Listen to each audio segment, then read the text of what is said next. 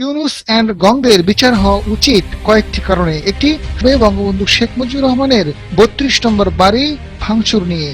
বাংলাদেশের হৃৎপিণ্ড হচ্ছেন বঙ্গবন্ধু শেখ মুজিবুর রহমান এবং বঙ্গবন্ধুর বাড়ি যেখান থেকে বাংলার স্বাধীনতা এসেছিল, এটা বঙ্গবন্ধুর নয়, এটা বাংলাদেশের আপামর জনসাধারণের এটা স্বাধীনতার প্রতীক।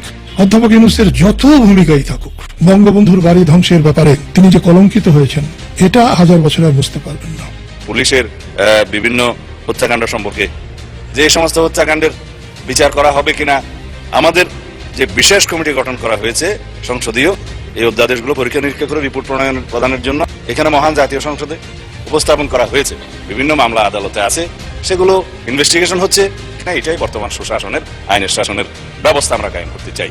এবার দীর্ঘ ১৯ মাস পর পুলিশ হত্যা ও বঙ্গবন্ধুর স্মৃতিচিহ্ন ধানমন্ডি ৩২ ভাঙচুরের ঘটনার বিচার শুরু।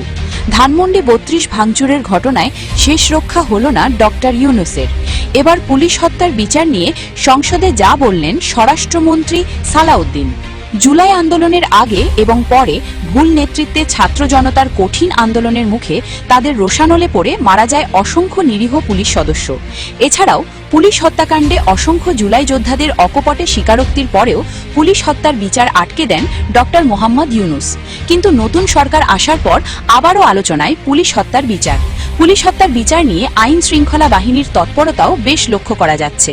এদিকে গতকাল পুলিশ হত্যার বিচার নিয়ে সংসদের স্বরাষ্ট্রমন্ত্রী সালাউদ্দিন বলেন, আমরা পুলিশ হত্যার তদন্তের জন্য নোটিশ প্রেরণ করেছি, এটির দ্রুত পদক্ষেপ নেওয়া হবে। সরকারি দলের হস্তক্ষেপে অন্যায়ভাবে কাউকে গ্রেফতার করা হবে না বলে জানান স্বরাষ্ট্রমন্ত্রী সালাউদ্দিন। অন্যদিকে ধানমন্ডি ৩২ ভাঙচুরের ঘটনায় এবং আরও ৫টি কারণে ডক্টর ইউনূসকে গ্রেফতার করা উচিত বলে মন্তব্য করেছেন স্পিকার হাফিজউদ্দিন। এরপর থেকে ডক্টর ইউনূসের গ্রেফতার হওয়ার বিষয়টিও বেশ জোরালো হচ্ছে। সেই ৫টির মধ্যে একটি হচ্ছে বঙ্গবন্ধুর স্মৃতিচিহ্ন ধানমন্ডি ৩২ ভাঙচুরের ঘটনায় ইউনূসের ইন্ধন ছিল। তার জড়িত থাকার বিষয়টিও নিশ্চিত করেছেন স্পিকার মেজর হাফিজউদ্দিন। তাই প্রিয় ভিউয়ার্স, যত সময় যাচ্ছে ডক্টর ইউনূসের গ্রেফতার হওয়ার বিষয়টিও আস্তে আস্তে বেশ জোরালো হচ্ছে। ধানমন্ডি ৩২ ও পুলিশ হত্যার বিচারের ব্যাপারে আপনাদের দৃষ্টিকোণ থেকে কিভাবে দেখছেন? আদৌ কি হবে এই কঠিন অপরাধের বিচার?